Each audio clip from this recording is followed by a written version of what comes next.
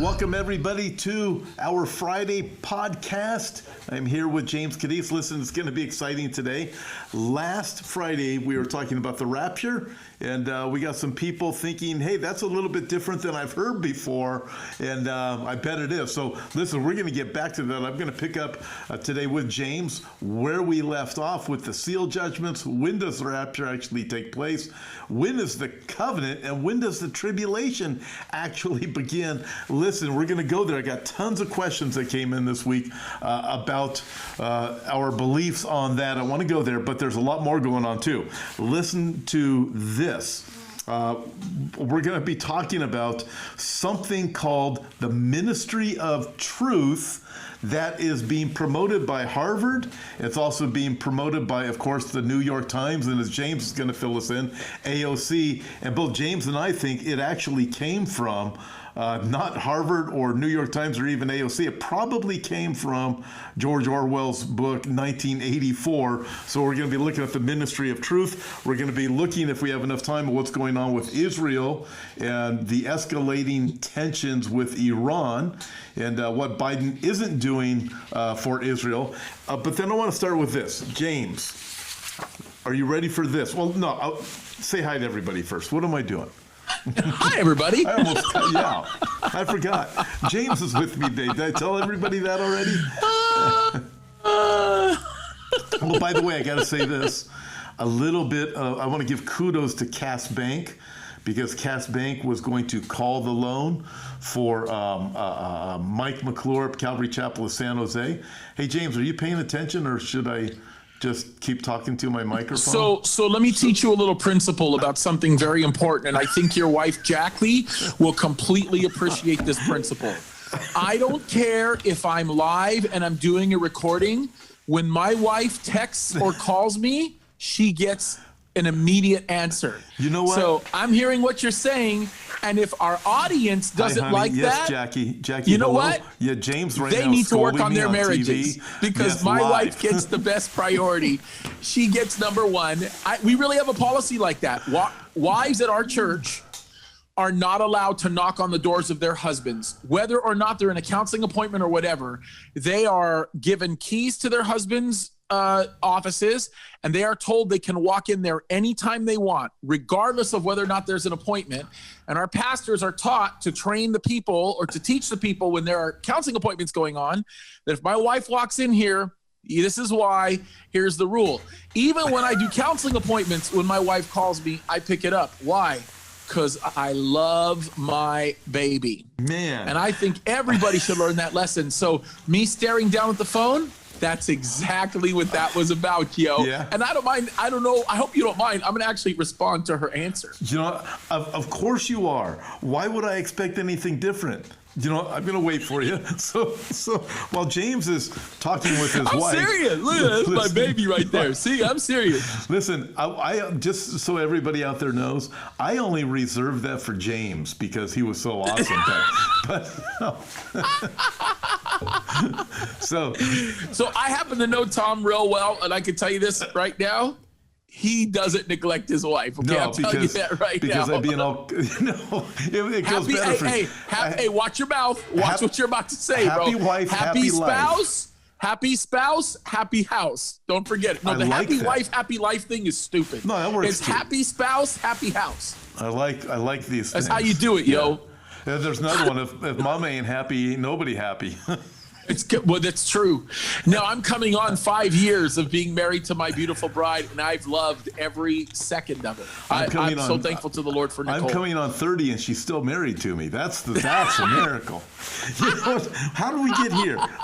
Let's get to where we're going. Oh, you ready? God, Jack, if you hear me right now, I'm just telling you, sweetheart, I am praying for you. God help us all. Oh, that's great. You know, we pray for Nicole every day, twice as much as you. Okay, ready? Okay, so check this out. The Ministry of Truth, we'll get to that in a minute. We'll get to the rapture at the end. But this is it.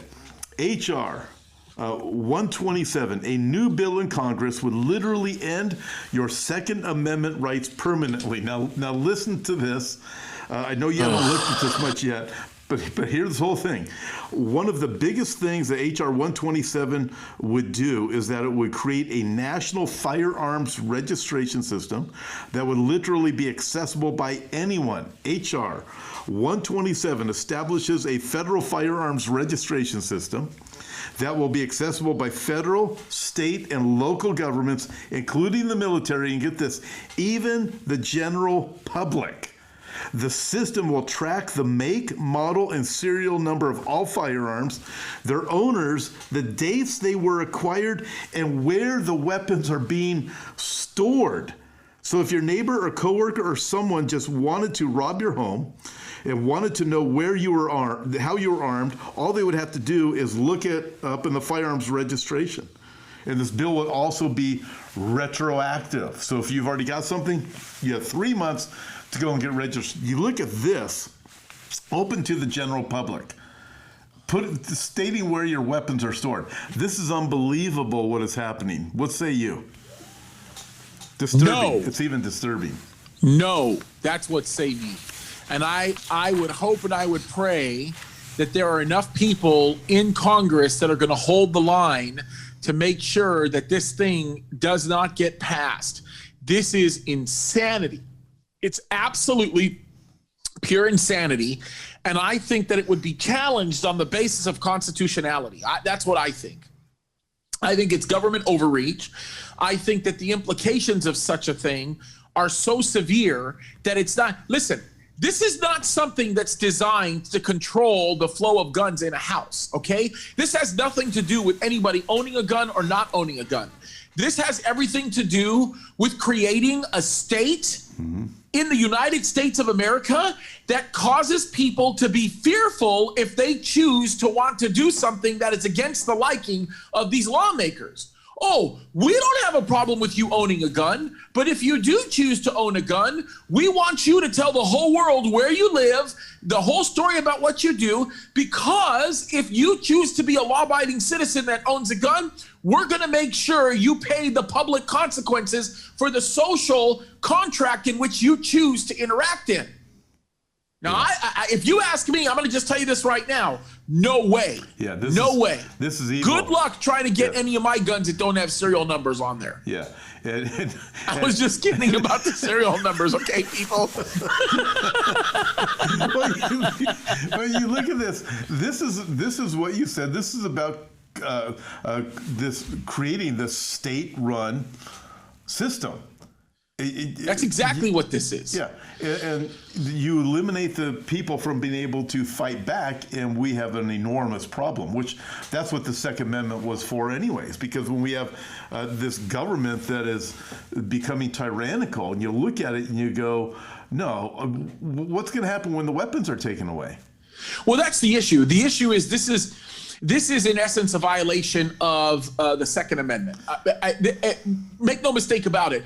It is a complete violation of the Second Amendment. This is something that is going to end up getting challenged with respect to its constitutionality, because this is a backdoor legislation that is in essence going to abolish the Second Amendment. They know they can't do a constitutional amendment. They don't have enough people to do a constitutional amendment, because you would need so many people in all of Senate and the Congress to be able to do this that it's virtually impossible, number one. And number two, the way they're trying to do it is to backdoor it, basically. That's really what they're trying to do. They're trying to create other laws that would make it extraordinarily difficult for you to be able to jump into owning a gun. And thus, if you do own a gun, well, then you have to be subjecting yourself to all the things that owning a gun would supposedly protect you from, right? I mean, you think about it. You want to own a gun for protection, but we're going to make you tell the whole world that you have guns. We're going to make you tell the whole world where your guns are stored, what type of guns you have, so that when they come for you, they'll be prepared to come for you. No way. No way. It's absolutely ridiculous. It's completely unconstitutional. And my guess is, and I'm almost certain of the fact that what's going to end up happening is it's going to get challenged on probably 10 or 15 different levels, including procedural levels. And it's probably going to prevail the opposition of it will prevail within the Supreme Court system. Heck, it might even fail in the circuit court system, to be honest with you. Within the appellate courts, it'll probably fail. But if it doesn't, then I'm almost certain of the fact that within the Supreme Court, this case will be clearly won. Yeah, but also I look at it like this: they're pushing it out there. It's radical, and it might not win now, but it drives it that much closer. And you just keep pushing and pushing and pushing. Eventually, that dam is going to break. So. Well, and this is why we as Americans need to express our dissent towards these things.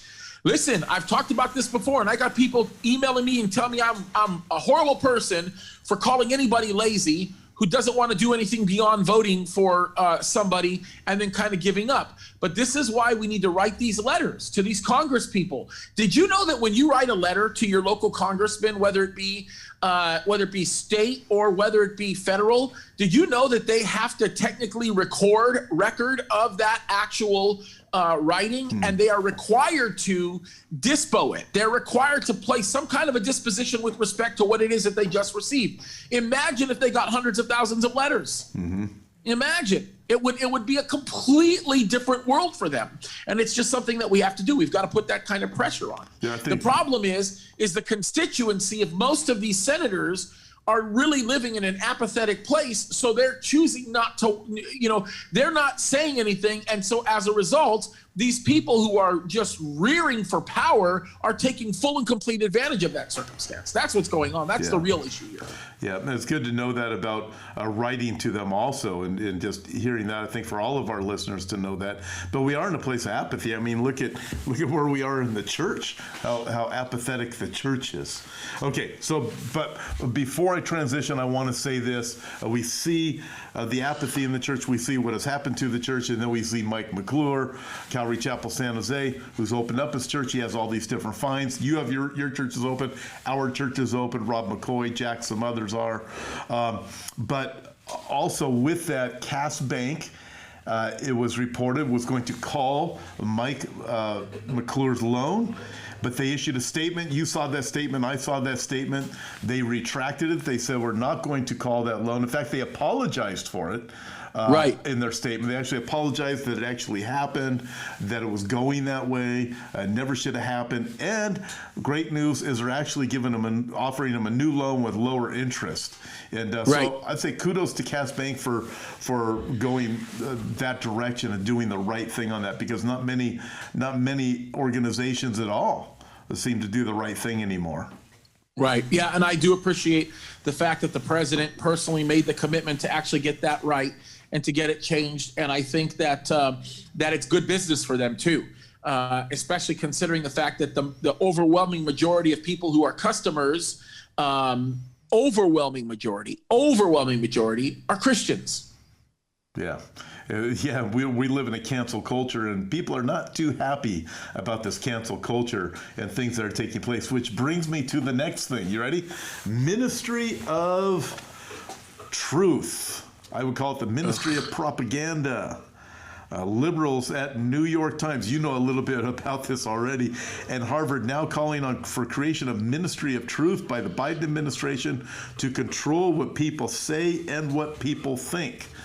This particular author writes, it's funny how every time the left talks about radical groups, they never mention outfits like Antifa or Black Lives Matter, whose 6 months worth of deadly riots caused 12 deaths, 2 rapes, and over $2 billion worth of damage. Of course, he mentions that they're funded by George Soros. And then he says this, which is great. I see the connection here. He quotes George Orwell, 1984. And this is a quote right out of the book. The ministry of peace concerns itself with war, the ministry of truth with lies, the ministry of love with torture, and the ministry of plenty with starvation. These contradictions are not accidental, nor do they result from ordinary hypocrisy. They are deliberate exercises in doublethink. Call it ministry of truth, it's really ministry of lies. Call it these radical white supremacists who stormed the White House and just the horrible riots they did. It's the ministry of lies, but they call it the ministry of truth, and it implants that into people's brains, and they think that way. Listen, this thing can't get any more demonic than it already is. It is insanely, and when I say insanely, I mean insanely ugly. Look, this ministry of truth thing, like you said, and like I've said, this is a ministry of demons. This is a ministry of, look, we believe in unity. And I'm going to do this, and forgive me for saying this. I am going to condemn the Christian spiritual leaders who, on the day Joe Biden gave his speech, actually put their arms around him and said, "Attaboy," because we really want unity, and this is the best speech that I've heard in a long time. These same people are the same people who say, "I don't want to get involved in politics." The whole time the Trump administration was doing what they were doing, and he fought against abortion, he stood up for the church more than these woke pastors did, right? When he fought for the things that were right, they never said a word. They shut their lying mouths when they did that, yet they put up their black squares and they marched for Black Lives Matter, and then they turn it all the way around, and when Biden gets sworn into office, they say, "Oh, what a wonderful speech. Thank you for promising us unity."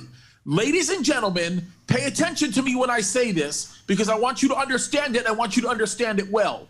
When Joe Biden gave his speech of unity, first of all, he never wrote that speech. He didn't remember a word he said after he said that speech, and probably didn't understand half the words or a quarter of the implications being provided when he used those words. But what he said, let me explain what the word unity means. Unity is code for totalitarianism. Unity is a code for compliance. Unity is a phrase that basically says, we demand that you adhere to the level of conformity that we demand of you. It's extreme. We want you to follow this level of conformity so that I can do whatever I want and be unchecked. I choose throughout the tenure of my administration, which I hope will be short, to completely destroy your First Amendment rights. What we are doing right now, they are looking to create an infrastructure that will deem our words back and forth as hate speech. When in reality, what we are trying to do, what we are doing our very best to do, is fight for the ability of people to actually speak freely. This ministry of truth is exactly that. Truth to them is 100% objective.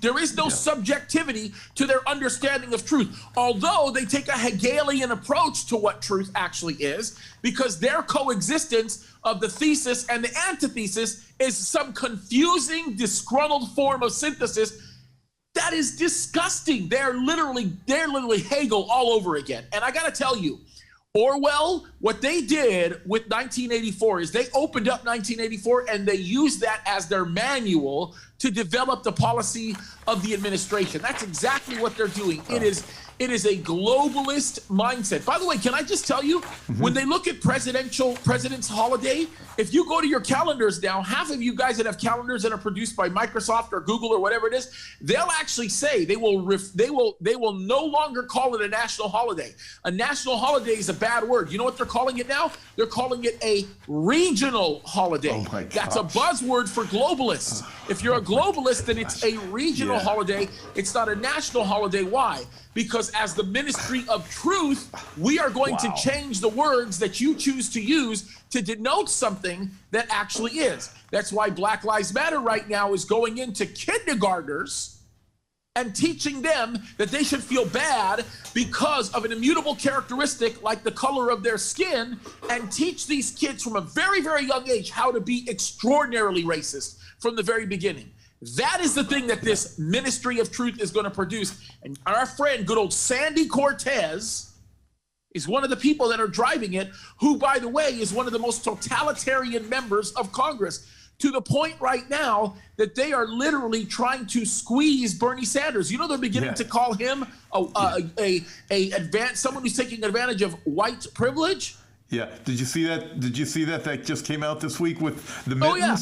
Did you see the that? meme. Oh, the absolutely. meme with the Mims, they're saying that's white privilege. They're going after Bernie Sanders. This is what these people don't understand. The 98% don't understand.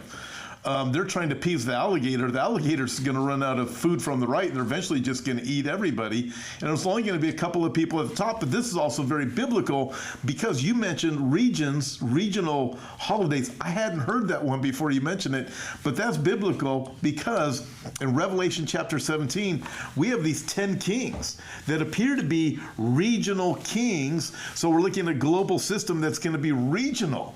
And that's what this is. You said globalism, but you look at the Bible and you see, wait a minute, you're right. We are being totally set up for that. Now listen to this also about the ministry of truth. A little bit more. So the Biden administration, whoever it was, wasn't him, put together a cross-agency task force to tackle disinformation and domestic extremism, which would be led by something like a reality czar. And then the example given for why this needs to be handled is because there's two seemingly unrelated problems. Misinformation about COVID-19. In other words, people like you and me that have their churches open. Misinformation about COVID-19 and misinformation about election fraud. So both of these groups are spreading hate and they're spreading misinformation. They're lying and they tend to be part of the same group of people.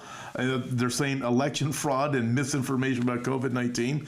This task force, get this, could also meet regularly with tech platforms and push for structural changes that could help those companies tackle their own extremism and misinformation problems. For example, it could formulate safe harbor exemptions that would allow platforms to share data about QAnon and other conspiracy theory communities with researchers and government agencies without running afoul of privacy laws. So in other words, they're shutting down your free speech. They're going after you. And they're gonna shut down every opposing voice that they can. And again, Orwell, ministry of truth is lies, ministry of peace, wars, ministry of plenty with starvation, ministry of love with torture. This describes the direction that this is going, and we can see it. Hitler did these things. We know these things are going to be going that way with the last days when we look at where we are right now, and that's it.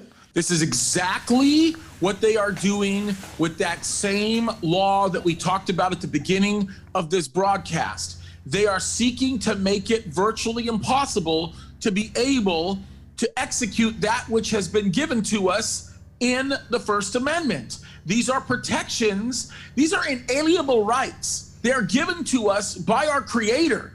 And these people are trying to legislate it right out, and it is absolutely insane. These people are evil. They are evil. That's the bottom line. And everything. They are satanically inspired operators. And that's exactly what they're going to continue to do. They're going to continue to destroy or seek to destroy anybody who would oppose their totalitarian dogma, their garbage, their propagandist speech. And I can just tell you this right now. This is exactly, literally, to the T, how Hitler, Stalin, and all them alike operated. Yeah. Congratulations, Democratic Party. You are the most racist people in the country. You are the largest haters of free speech in existence, and you have continued to grow with the bloodlust of your totalitarian desires to continue to create within people fear for expressing their own opinions. You are akin to some of the most evil people that have ever ruled in the history of our world. You are going in that direction. Yeah. And here's the thing that scares me. Here's the thing that just drives me absolutely insane and sends me through the roof is the amount of destructive force that this is going to unleash in our country is going to be absolutely unbelievable. And my fear is it's going to be too late when we realize just how destructive it actually was. Yeah. I look at this, and anybody who looks at this and says, well, they don't really want to do these things, is a fool. They're telling us what they're going to do. That's right. Everything they've told us they were going to do, you and I have been talking about it for years now, and they do those things. This is what they're saying we are going to do. It might not happen next week, but I can promise you it is coming, and anybody who doesn't think it is an absolute fool. And you're going to end up regretting the very world that you created by voting for these things and thinking this is just great and applauding these wicked leaders that we have. Okay. And you Christians will be the people to blame who allowed this to happen. Those that did not get involved, those that chose not to fight this thing, those that chose not to speak up about it, we are going to be the ones that allowed it to happen. Yeah. That is always the case. It's always been the case, and that's what's going to happen. And then especially when we choose to support people who stand up for causes that are demonic like this. And probably one of the most perfect examples of this is Lecrae. Mm-hmm.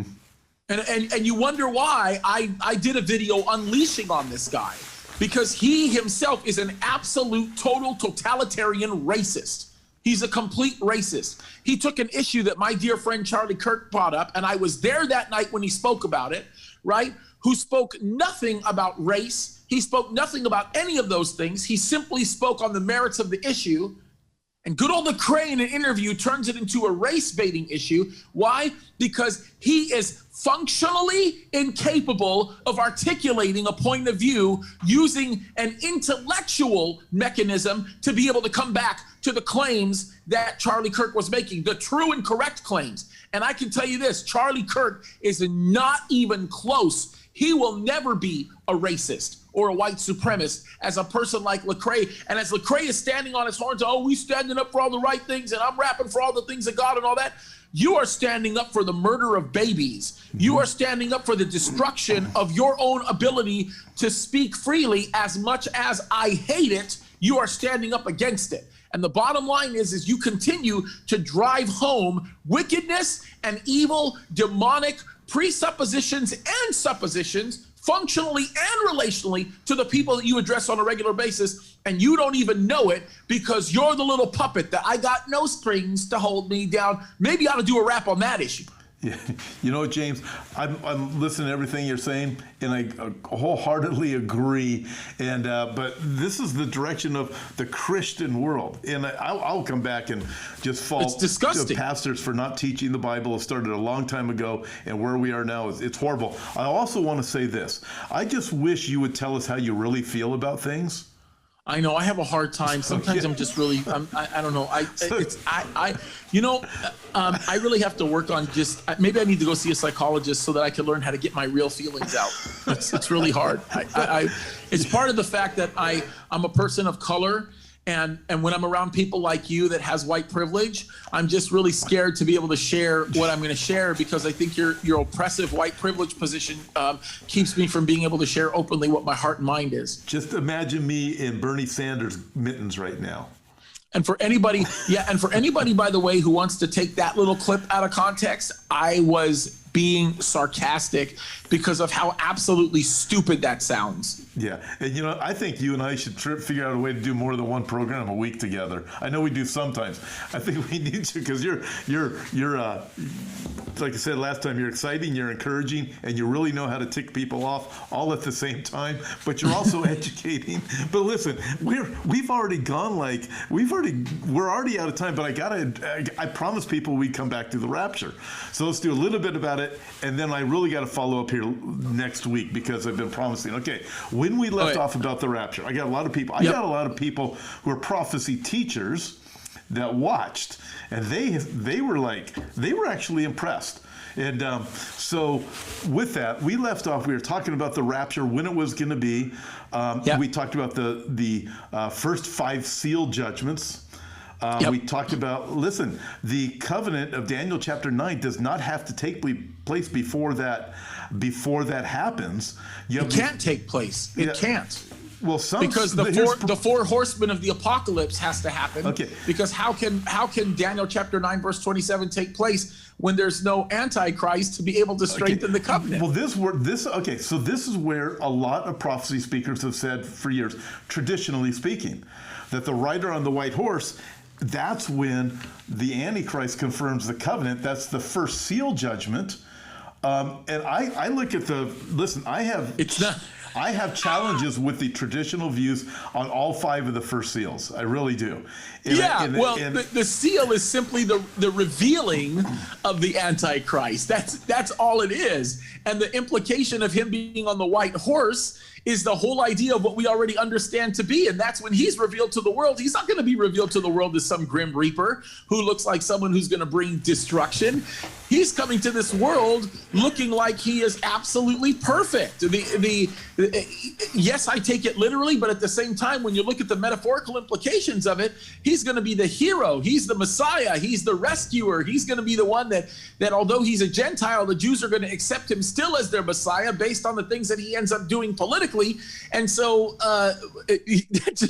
you have to fit stuff in to say that those things happen simultaneously. It doesn't work that way. Well, here's something else I'll throw out there too. When you look at the next 3 seals, the rider on the red horse, the black horse, and the pale horse, and this is my look at this, and I understand this totally it bothers traditional pre-tribulation rapture thinking, but when you look at those seals, if the first seal is the representative of this man going around peace through diplomacy, working with the world, then that means to me that you have to interpret the other 3 horses in a similar manner.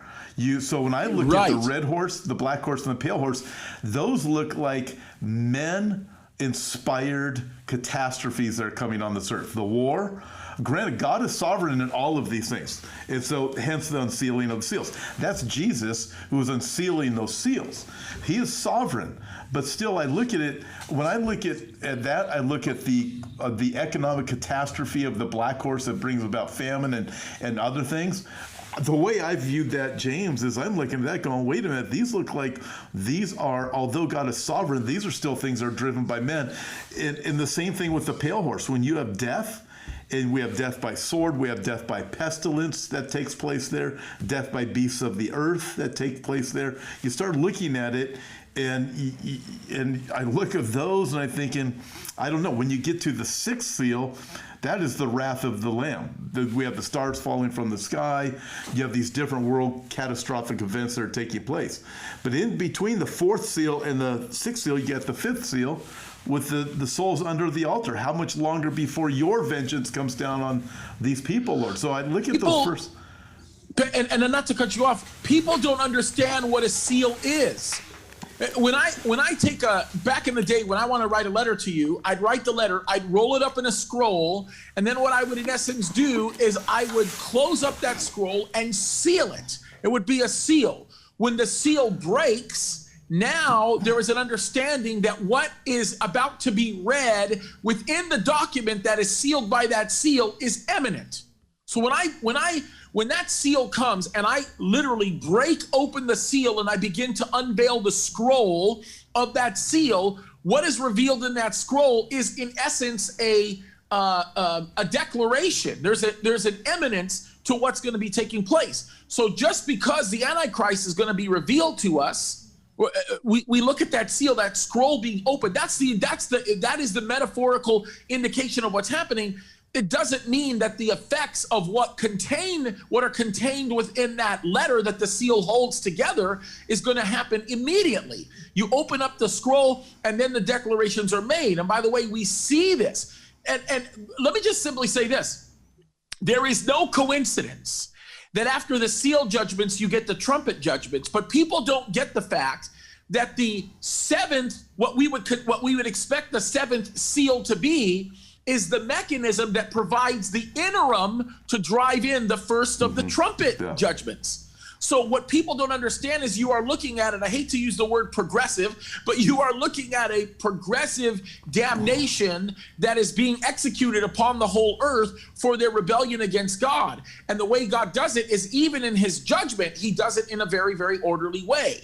The major mistake that we make when we read the Bible is we assume that chronology happens within seconds of the time that one stated event ends. Oh, this event ends, so immediately this event must happen. That's not the case. It's not the case. For example, when we read about in Daniel chapter 9, verse 27, there's a lot of things that have to happen first, right? First of all, you don't even get the rapture of the church can't even happen until the resurrection of the dead in Christ happens. Thessalonians tells us that. The resurrection of the dead in Christ happens, then the rapture of the church happens, then we see the judgment seat of Christ, right? Because that's how we understand it, looking at it the way it is. Then there are two different distinctions that people don't get. You've got the day of the Lord and the day of Christ. And then I actually personally believe, and this is very subjective, that that's the point after the day of Christ where we're going to actually see what we understand to be in Ezekiel chapter 38 and 39, this battle of Ezekiel. And then I think that either simultaneously or around that time, or maybe just a little bit after that time, we'll see this beautiful scene in heaven that we read about in Revelation chapter 4 and chapter 5, who's worthy to unseal the scroll, and that beautiful scene that happens. And then we see the sealed judgments. And as I said before, we see the four horsemen of the apocalypse. This is when we see the rise of the final Antichrist, which, by the way, let me explain. The Bible actually speaks about the rise of the Antichrist. It's not like he shows up out of nowhere. There is a rise that happens. There are people, there are statesmen who are ruling, who are going to relinquish their power to him. This is going to be a person who is going to rise to power, and people are going to trust him. And then we see the covenant between the final Antichrist and the Jews, which in essence is the beginning of the 70th week of Daniel. That's where we read Daniel chapter 9, verse 27. And that's not a difficult thing. And then the next event that we read about, which, by the way, will very likely be somewhere in the neighborhood of about 3 years to 3.5 years from the time all of this happens. It's going to be, we're not going to know when that clock actually started. It'll be hard to identify.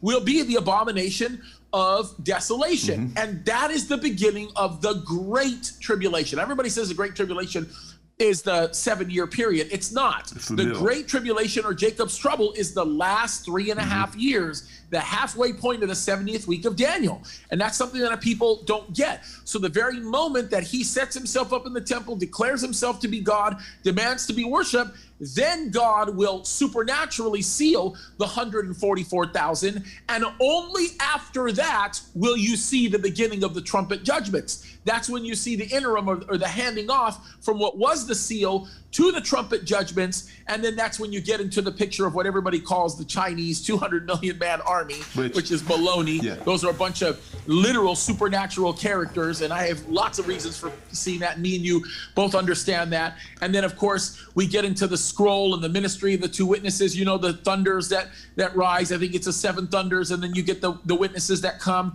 And then finally, when you get to Revelation chapter 11, you get that 7th trumpet that actually sounds. And it's interesting because people look at, okay, well, Revelation chapter 5 has to happen before Revelation chapter this or chapter that. Pay attention to what is actually going on as this thing is being worded. People forget this about the book of Revelation. The book of Revelation, and they don't get it, right? Revelation means to be revealed, okay? What the heck is being revealed? Well, what's being revealed is what has already been stipulated in the Old Testament, that these prophets, when they spoke those things, never understood what they were actually saying. Daniel didn't understand what he was saying. He said, look, I want to know what the heck is this? And the angel says, seal it up. It's for a later time. You can't really understand this. You're not going to know this. People need to think that way. If you read Revelation, Revelation is going to be just astoundingly, strikingly powerful picture of the Old Testament, right? And that's the thing that people just don't get, right? And then finally, after that, all of that craziness with the ministry of the two witnesses and so on and so forth, you'll get the seventh trumpet that sounds, which brings us to that great sign in heaven where Satan gets cast down to the earth. He's no longer allowed to be in heaven. You remember that? And then we get the arrival of the second beast, the one who's the most important person, right, in this whole picture. And who is that? That's the false prophet. That's the guy that we read about in Revelation chapter 13, who is basically going to be the religious leader that is going to get people to fall in line with the Antichrist. Yeah, and fall in love with because the he's Antichrist secular. too.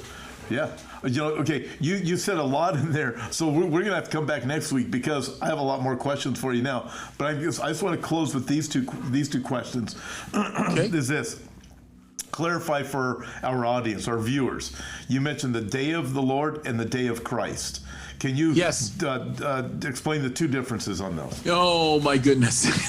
As brief, we can come back. We should probably. My guess is we should probably do a whole separate show on that because there's a lot that we have to do to help people understand the differences between those two, especially when we talk about the idea from what people understand as the rapture, what people understand as the second coming of Christ. There's a lot of people that conflate all of those things, right? So when they get conflated, it actually ends up ruining. And when I say completely ruining, it ruins our understanding of what's going on. I'm actually looking for a verse right now to talk about the time of history. But the day of the Lord, I believe, is what we read in 1 Thessalonians chapter 5, verses 2 and 3. Let me read about that really quickly, okay? Let me read that for you. I'm going to just bring it up because I think the easiest way to do this with the small amount of time that we have is to actually read the verses. I'm going to do it on my phone because it's just easier than me trying to pick it up on my computer. But it's what we read about in 1 Thessalonians chapter 5. So 1 Thessalonians chapter 5, this is verses 2 and 3. It says, "For yourselves know perfectly that the day of the Lord so cometh as a thief of the night. For when they say peace and safety, then sudden destruction cometh upon them as travail upon a woman with child, and they shall not escape." And then he goes on to say, "But you, brethren, are not those of the darkness," and so on and so forth, right? So I believe that this does refer to a very specific time in history, right? It's a specific time in the future where the Lord himself is going to divinely intervene in the world, in our world, right? In a huge number of different ways. And he's going to do it lots of different ways, right?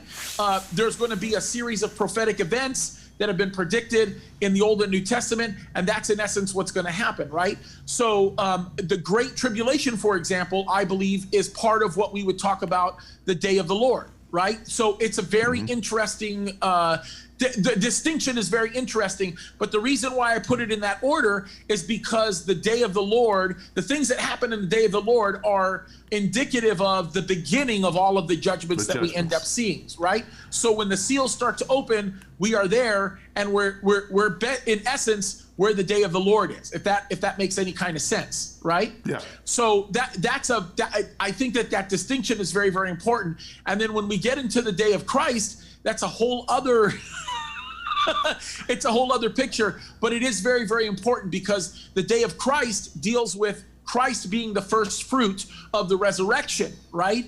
And so that's a whole other issue. And the day of Christ is one that it deals with the starting of the point in history that involves the rapture, right? Where the Church of Jesus Christ is raptured when we're taken away. And after we're taken away, the day of the Lord speaks of the commencing of God's interaction with the world now that the church is gone, if that makes any kind of sense. Hey, I want to say this also because there might be a little bit of confusion. The Bema Seat judgment would be a great example of something like that. That'd be great. I look forward to picking up here, and you opened up a whole lot more things to talk about next time also. But also you had mentioned this, the dead in Christ will rise, and then that's going to happen first. And then 1 Thessalonians chapter 4. Rapture. Yeah. And just so everybody knows what James is saying, they're almost simultaneous. Dead in Christ rise, and then we who are alive are caught up together with them. Correct. To meet the Lord. Correct. So it's not like there's a month in between.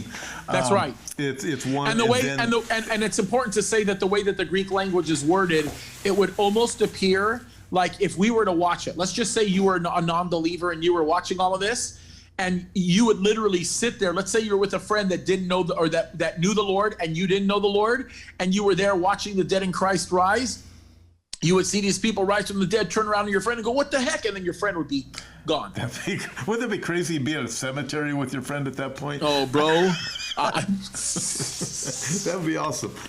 I would pay to watch Barack Obama's reaction when he gets left behind, and Joe Biden and Ocasio-Cortez and all of those other evildoers. Hey, any closing words for everybody? You are on Rumble. You're on Rumble? I am on Rumble, and it's in the notes, so you can see it there. We are also on such an earful I gave you. I'm sorry, because I'm thinking about it right now, and I'm realizing we are going to produce so many questions now. Yes, I already know it. Yes, we are. I'm going to start forwarding you all the questions I got. If you have questions, send them to Tom, because I don't have time to answer them. I'm sorry. I love you guys, but yeah. So we're also on Facebook. Please, well, we are on Facebook, but we're on Instagram. You can follow me at James Cadiz. That's where you'll be able to catch my everyday videos. And then we're also on YouTube. So that's Calvary Chapel Signal Hill. And if you subscribe to us, we are doing prophecy updates on a regular basis. I'm teaching on a regular basis, and we're doing our daily videos, so you can go there. All of those links are in the notes here that you can go to. And then as well, of course, we want to make you aware of how important it is that you do actually subscribe and support us, right? The Hope for Our Times, our YouTube page, my Rumble page, please, rumble.com/James Cadiz. It'd be great if you could go there and you could join it, and Instagram, Facebook, all those places. We could definitely use your help and support. It'd be great for you guys to do that. Yep. Amen. Thank you, James. The same thing here. Hope for Our Times, this YouTube channel, my Facebook, also on Rumble. And I want to encourage you to go to hopeforourtimes.com. Our new website is finally up, and we're going to keep adding things to it. Our videos are posted there. And the great news, we're going to have our own server pretty soon also, which is really fantastic too. James, thank you very much for being with me today. I look forward to talking to you very soon and answering all the mail that's going to come to me, because I'm going to forward it to you. Yeah, so anyway, look, I know this stuff is pretty disputed by a lot of people, and some of you might even be wondering about some of the events in the timeline that I talked about. And my encouragement to you is just let it be an inspiration to you to study harder than you've ever studied before, right? Because as you study, you're going to learn a lot of new things, and you might, I would hope that you might find an error that I've made, and I love being corrected, because it means that I was not looking at the truth at one point, and would like to always be someone who pursues it. So study the Word, guys. Get into it. And if I had to make a final statement, it'd be that. Study, study, study, because our whole life depends on it. And get involved in the political process. Stop sitting and watching. Amen. And by the way, you notice I didn't dispute your timeline. I kind of, I've been leaning that way for a long time. I know you. You're laughing at me because I think you're just in complete agreement, and I'm kind of shocked. I had no idea. I didn't know you believed that. I think we were two closet thinkers on this. Anyways, it's good talking to you. But you know who doesn't? Who agrees with me almost completely on all of this too? Jesus is Don Stewart. He does? He sees a lot of this stuff the same way, bro. That's great. That's great. I have a lot more to talk about next week then, because this is fantastic. Okay. Hey, thank you, everybody. Bye.